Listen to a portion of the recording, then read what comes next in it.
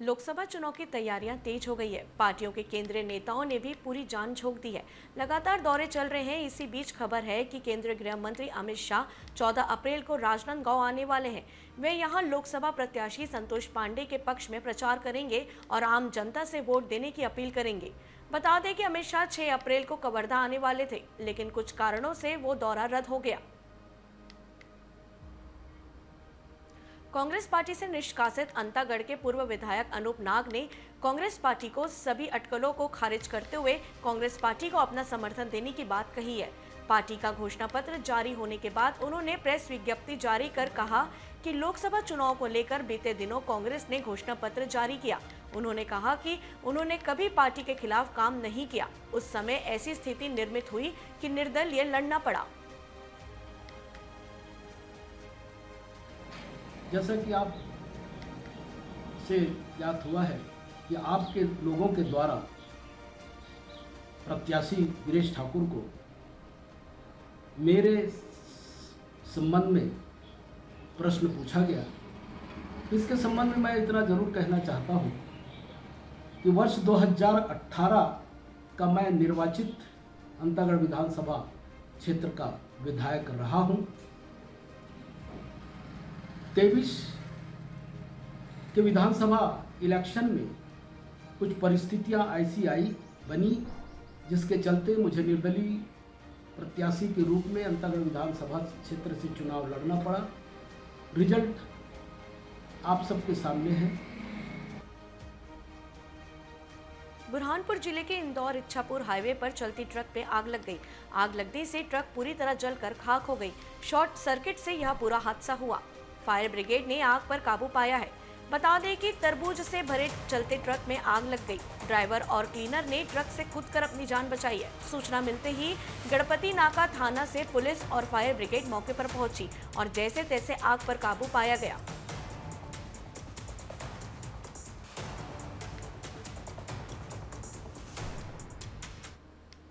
बुरहानपुर जिले के बोरगांव खुर्द में स्थित एक ऐसा प्राचीन मंदिर है जो किसी अस्पताल से कम नहीं। यहाँ मंदिर का नाम हरसिद्धि माता है, पर यहाँ खुजली वाली माता के नाम से भी जाना जाता है। कहा जाता है कि जो भी खुजली, फोड़े, फुंसी या बड़ी बड़ी बीमारियों से ग्रसित रहता है वो यहाँ से ठीक होकर चला जाता है। माता का दरबार किसी अस्पताल से कम नहीं है।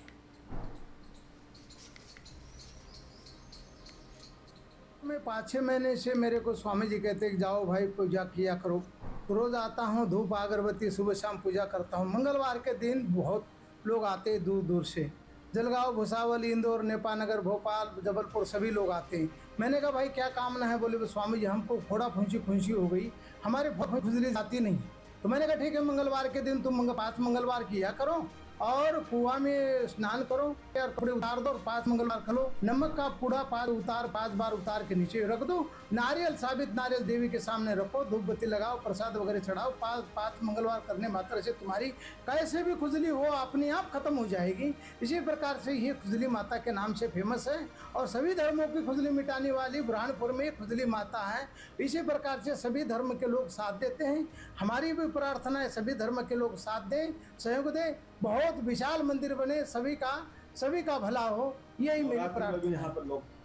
ये क्या है, इनका नाम तो वैसे सिद्धिदात्री हरसिद्धि माता है, लेकिन वो परंपरा ये चली आ रही है कि यहाँ पर जो 5 मंगलवार आते हैं और स्नान करके और वस्त्र त्याग करके और जो आकर के और यहाँ संकल्प करके पूजन करते हैं, उनकी खुजली समाप्त हो जाती है। तो इसीलिए वो लोग हरसिद्धि और सिद्धिदात्री तो भूल गए। जैसे वो अपने हैंडल बाबा करके उस गंगागिरी को भूल गए, ऐसे वो हैंडल बाबा बन गए, ऐसे ये खुजली माता बन गई। तो ये बहुत प्राचीन मूर्ति है। सीहोर जिले के थाना भेरुंदा अंतर्गत आने वाले रफीगंज में 2 पक्षों में जमीन विवाद को लेकर खूनी संघर्ष हो गया। लाड़कुई धौकी क्षेत्र के रफीगंज गांव में सरकारी भूमि पर कब्जे और रास्ते को लेकर 2 पक्ष आपस में भिड़ गए। विवाद इतना बढ़ गया कि देखते ही देखते लाठी, डंडे, कुल्हाड़ी और पत्थर चलने लगे। बता दें कि 7 लोगों को चोट भी आई है, जिसमें 2 लोग गंभीर रूप से घायल हुए हैं, जिन्हें सामुदायिक स्वास्थ्य केंद्र ले जाया गया। वहां से प्राथमिक उपचार के बाद जिला अस्पताल सीहोर रेफर कर दिया गया है। फिलहाल पुलिस ने मामला दर्ज कर जाँच शुरू कर दी है। विवाद जो है आपसी मारपीट का मामला है। ज़्यादा तो फिर जांच पुलिस ही बता पाएगी कि मामला क्या है, लेकिन घायल अवस्था में 3:38 पे घायल उपचार के लिए आए थे और कुछ घायल जो है 4 बजे के लगभग अस्पताल कितने लोगों आए को थे। चोट आई थी सर? इसमें कुल मिला के 7 लोगों को चोट आई है, जिसमें से शायद अलग अलग परिवारों के हैं ये लोग, 2 अलग अलग परिवारों के। क्या मामला है? विवाद किस बात को लेकर हुआ? ये रास्ते के मामले सर, रास्ते के मामले से ये हुआ विवाद। किस किस का बीच में हुआ ये? देवेंद्र, रामदार, गोलू और ये विनोद को पहले उसने पत्थर मार दिया। जो ज़मीन थी, ज़मीन से समझिए रास्ता हो गया था, रास्ता निकाल भी दिया। रास्ता निकालने के बाद में उसने विनोद को पत्थर मार दिया। विनोद बेहोश होकर वहाँ पर पीटा गया सर। पत्थर किसने मारा? देवेंद्र ने। बुरहानपुर जिले के देटत तलाई में खनन माफिया अवैध खनन कर रहे हैं, जिसमें जुटे कई ट्रैक्टर ट्रॉली वाहन धड़ल्ले से चल रहा है। ग्रामीणों ने अवैध रेत खनन का कारोबार करते हुए 3 ट्रैक्टर ट्रॉली भी पकड़े हैं। अवैध खनन रोकने के लिए ग्रामीणों ने कलेक्टर से गुहार भी लगाई थी। ग्रामीणों ने ट्रैक्टर ट्रॉली पकड़कर खकनार पुलिस को सौंप दिया है। सर, आज मामला यह था कि आदिवासी समुदाय के रूढ़ी प्रथा के क्षेत्रों में ग्राम सभा के बिना अनुमति के अवैध खनन चल रहा था, जिस पर ग्राम सभा के सभी सामाजिक सदस्यों ने वहां जाकर गाड़ी रुकवाई और रुकवाने के बाद जो विवाद हुआ उससे हम 34 सारे ट्रैक्टर लेकर आए, जिससे आज हमने हमारे जो कानून है आर्टिकल 33 है हमारे फंडामेंटल राइट्स पता है, लेकिन भारत संघ के पदाधिकारी को समझ में नहीं आया, जैसे कि समर्थित नहीं है वो। इस संबंध में और भी बातें हुई, अब इसके संबंध में कलेक्टर महोदय से बात करना है। तो अभी जो आपके रॉयल्टी के ट्रैक्टर पकड़े आपने, तो उनका रॉयल्टी बता रहे हो? नहीं, रॉयल्टी रामाखेड़ा कला की है और खनन देरतलई में हो रहा है, जो कि अवैध और असंवैधानिक है। अगर खनन देरतलई हो रहा है तो देरतलई के नाम से रॉयल्टी इशू होनी चाहिए थी। बिहार के पूर्व उप मुख्यमंत्री आरजेडी नेता तेजस्वी यादव के बयान पर बिहार सरकार में मंत्री नितिन नबीन ने पलटवार किया है। उन्होंने कहा कि जो व्यक्ति केवल परिवार की ही राजनीति करता हो वो बिहार को क्या समझेगा। आज बिहार के लोग अपने नेता को पाकर खुश होते हैं, लेकिन आप दुखी हैं क्योंकि आपको डर लगता है कि पीएम मोदी की वजह से आपकी बची कुची जमीन साफ हो जाएगी। दरअसल पीएम मोदी के बिहार दौरे पर तेजस्वी यादव ने हमला किया था। उन्होंने कहा था कि पीएम मोदी अगर कहीं से डरे हुए हैं तो वो बिहार से डरे हुए हैं। मोदी 365 दिन भी बिहार आए तो भी हार तय है। उनके बिहार आने से भी कोई फर्क नहीं पड़ने वाला है। बयानवीर हैं, पहले भी बड़े बड़े बयान दिए हैं, उससे क्या फर्क पड़ा है? खेल खेलने की बात करते थे, खेल तो हो गया। और जो व्यक्ति केवल परिवार के ही राजनीति करता हो वो क्या बिहार समझेगा?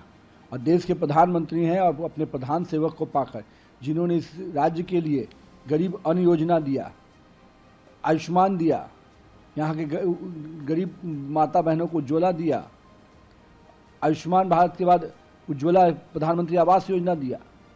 आज अपने नेता को पाकर बिहार के लोग उत्साहित होते हैं, खुश होते हैं। आप दुखी हैं क्योंकि आपको डर है, भय है कि मोदी के आगमन से मेरा जमीन जो भी बचा है वो सुपरा साफ हो जाएगा। तो रात के सपने में आपको मोदी आज नजर आते हैं तो ये आपकी भय है। इस बुलेटिन में फिलहाल इतना ही। देश प्रदेश की खबरों के लिए देखते रहिए एबी न्यूज़। नमस्कार।